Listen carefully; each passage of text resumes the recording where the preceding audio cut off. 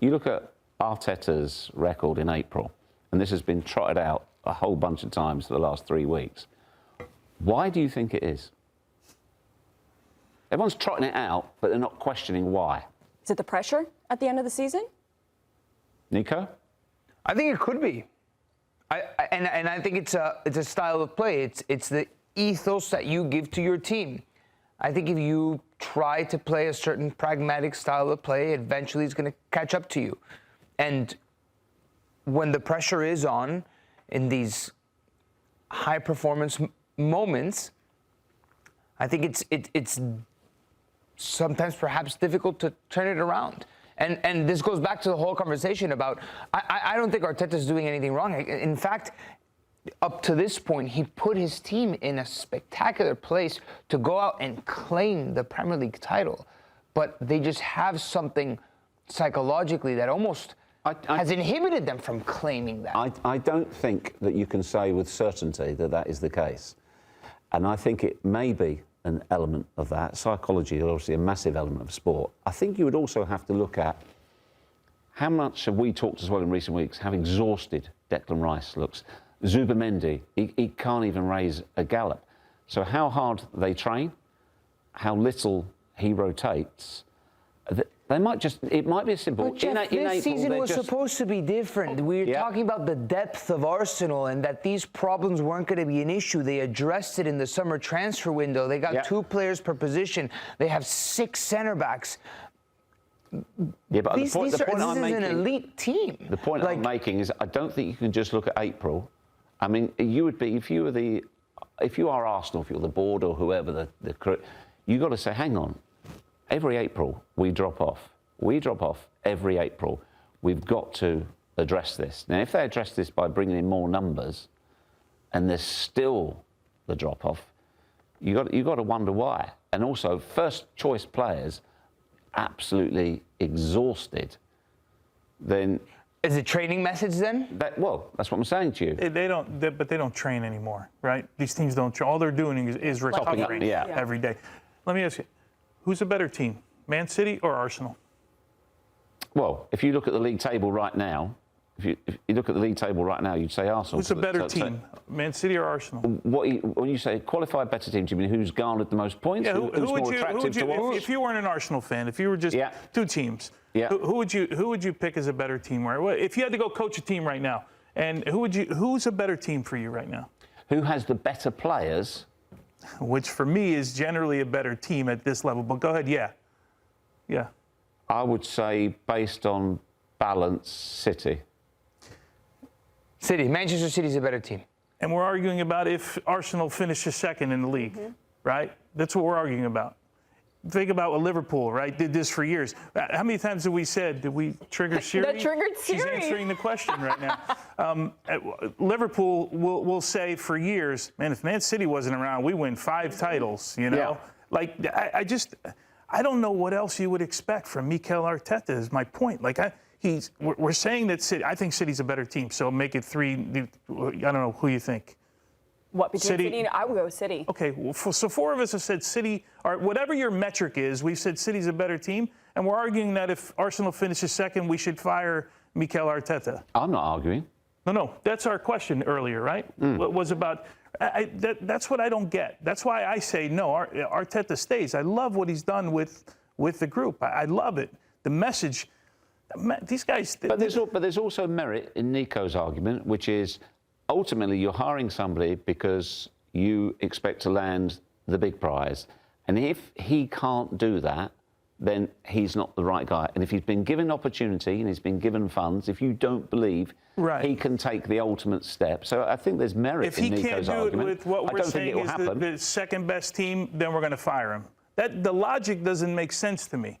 That's what doesn't make sense to me. Yeah, but Tony, you know, football doesn't make sense. No, I get it. But we're trying to make an argument for does he stay or does he go? Especially when he was given the tools to have this Arsenal at their best. Again, we're in a very defeatist reality because the title race is far from over. He can still get it done. Oh, it's right. I don't think it's done. It's far from over. I don't think it's done at all. But what you have to say is, and I said it last week, going into this City game, this is all on Arteta and the way he's coached the team, the way he's set them up, and the way they've played this season, in both victory or defeat. Or defeat. If not they only win that, it's how all down to him. How he manages. This is critical because football management is not only a tactical or technical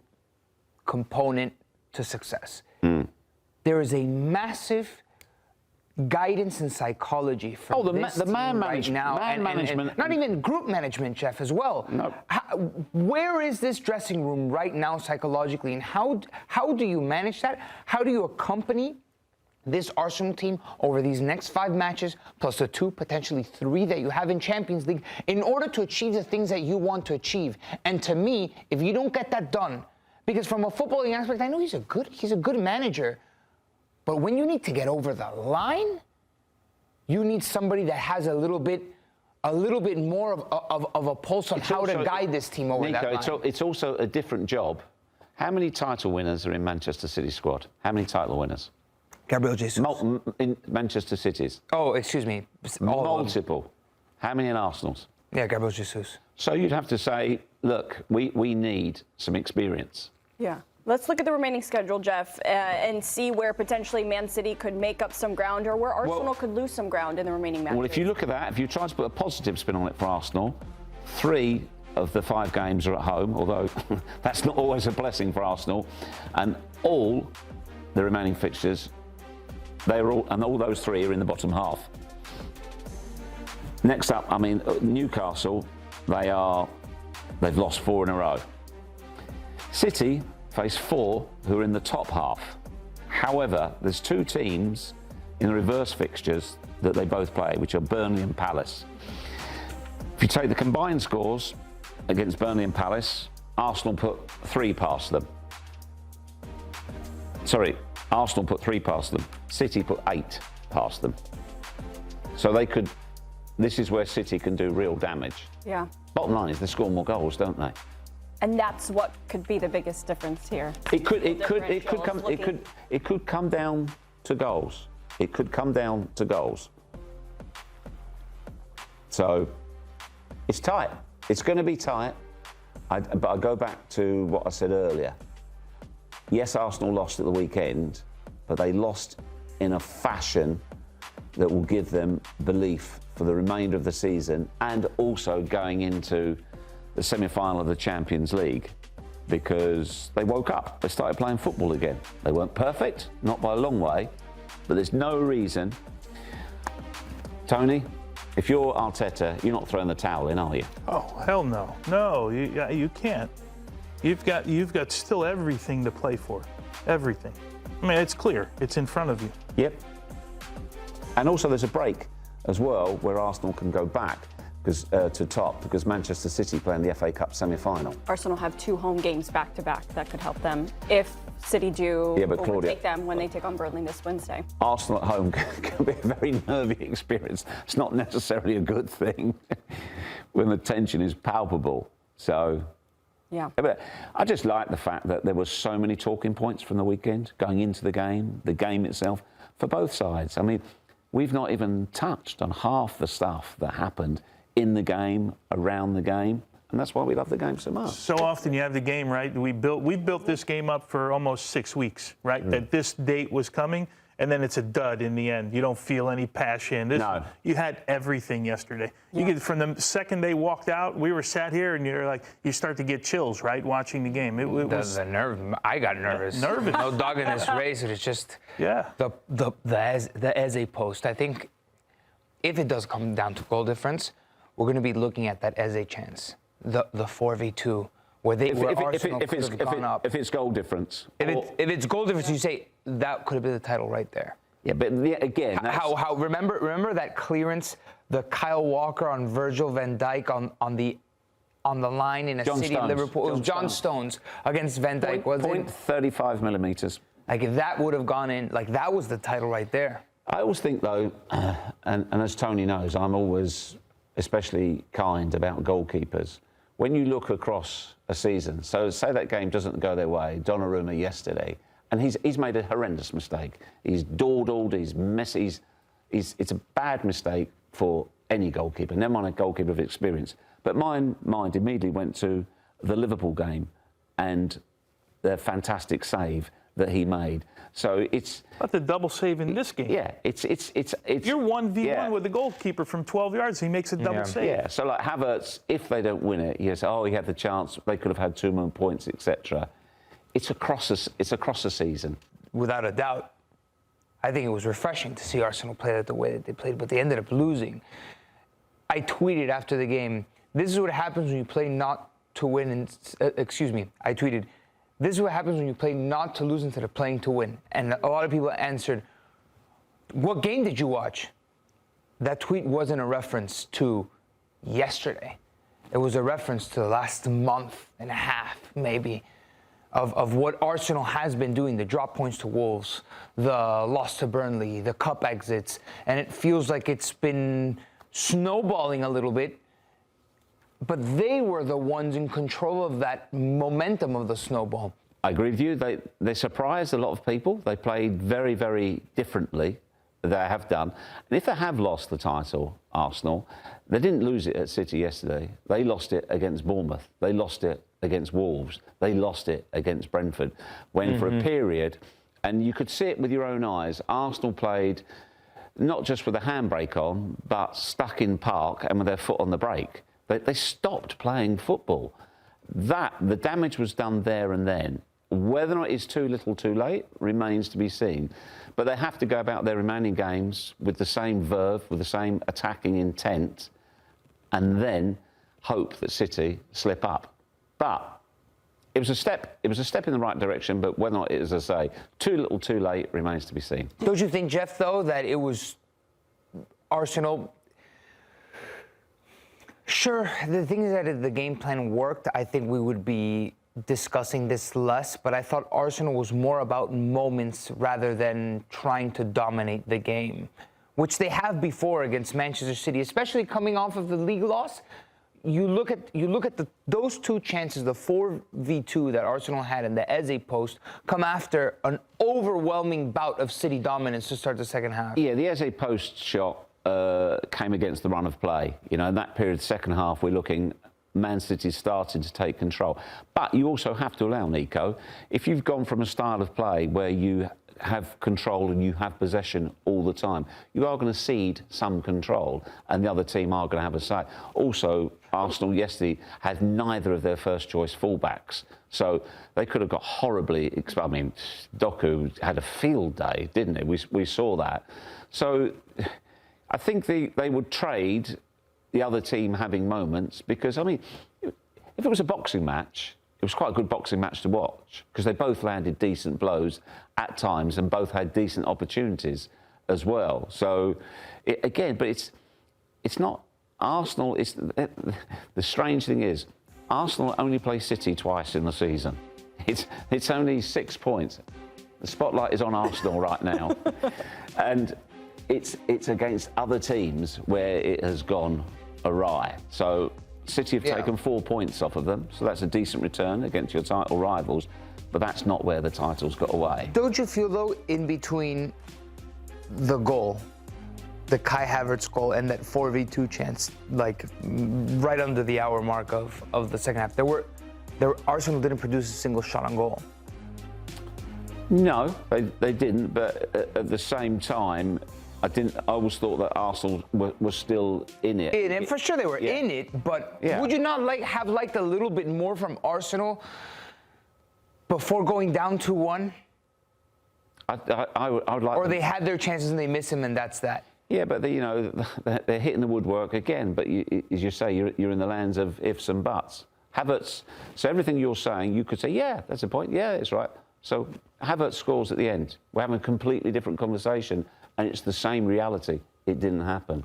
And towards the last 15 minutes, City, you could argue, were hanging on because Arsenal were throwing the kitchen sink at them. They've got to keep their composure and they've got to pick up where they can only do their job. They cannot affect how Manchester City play. They can't score goals for Manchester City's opponents. There's nothing they can do. If you do your job, you have a chance of picking up some silverware. If you don't, you won't. Simple as that. So they've got to take it on the chin, they've got to take the loss, and they've got to keep their composure. Arsenal have won the title on goal difference before, because that's what this comes down to now. Goal difference could well decide this title if either team doesn't blink and they win their games. I was there, 1989. They had to win by 2 clear goals on the last day of the season. In fact, it was after the last day of the season, away at their title rivals, Liverpool. It's all up for grabs now. It's up for grabs now. One of the most famous commentary lines of all time. In fact, a guest on the show has scored one of the goals that night as well. So it can be done, and it could happen. This could easily go to the last day of the season. And don't forget, Manchester City play Aston Villa, who they've already lost to this season. I think that's the key, right? You mentioned that you got to take care of your own business now. You can't do anything about what Man City's doing. You got to go and run, 5 matches in the Premier League. Of course, they have this little disruption, right, with the semifinal of the Champions League to kind of navigate their way through. But they knew all of this, and you're absolutely right. Mikel Arteta yesterday, if the Trossard incredible ball that swung in, and Havertz finishes this, he's a genius, right, in the end. Yep. But it was a game about moments. You go from the first minute. Remember, City hits the inside of the post. It ends up in David Raya's hands, right? There was the header for Arsenal that gets deflected. I think Nico O'Reilly deflects it into the post. There was all of those moments. I didn't think that either team sort of grasped the game, nor did I go into it thinking that either team was just going to completely dominate this game. It was going to be ebbs and flows. Who needs it at the moment? It was a little bit different Arsenal side.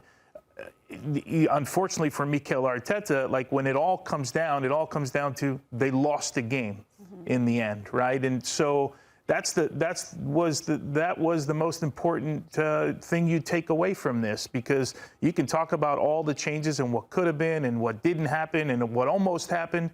In the end, City won. But equally, Tony, do you not agree that had Arsenal got absolutely battered, gone there, tried to contain, not play with any positivity, if they'd got beaten heavily, there would be zero talk of this, them still being in it. But if you, I agree with you. If you thought that Arsenal was going to go into this game and get battered, I never thought that. I thought this is a team that's in first place in the Premier League and is battling for a Premier League title. I thought that when they took on Bournemouth. Right. No, but you talk about those games too. Look, City's had their dips in the season. There's no team that rarely, the 100-point City team, that was a team that kind of cruised, But just every team, go through every title race. Who was it that got City a dip in the season? Who was it that City drew very recently, and then Pep after the game? West Ham. It was against West Ham, 1-1. This is going to happen. And I think how many games we have left? 5 matches left? 6 for City. Six for City with that game in hand. There's margin for error. I think we live in an unrealistic world if we think that both of these teams are just going to win out and it's going to come to goal difference. And I think that was Arteta's message. I think the other thing as well, I would say, and to your point, Tony, as well, many Arsenal fans will be hugely frustrated because this is not a vintage Manchester City team. It was there for the taking this season. But equally, we don't live in a world of certainties. Coming into the season, remember we all sat around this desk? Liverpool, the current champions, look at their signings, how many points they can win the title by. Inexplicable what's happened with them. If Arsenal, I'm going to bring the conversation back to Arsenal real quick, if they finish second in the league, yet again, and they do not win a Champions League title either, is Mikel Arteta still the manager? Yes or no? I want to hear from all of you. Yes or no? What do you think, Tone? Me personally, yes, because I've said forever, I'm not an Arsenal fan, right? I just like what Mikel Arteta's done. I like how he's improved the team. I like how he's grown a little bit as a manager. And then in the end, when you want to fire somebody, who's the guy you're going to bring in, right? Is there a bunch of choices out there that are going to be whatever, if it ends up being 3 points in the end, right? Or goal differential. Is there a manager out there that's the difference for goal differential? I don't know.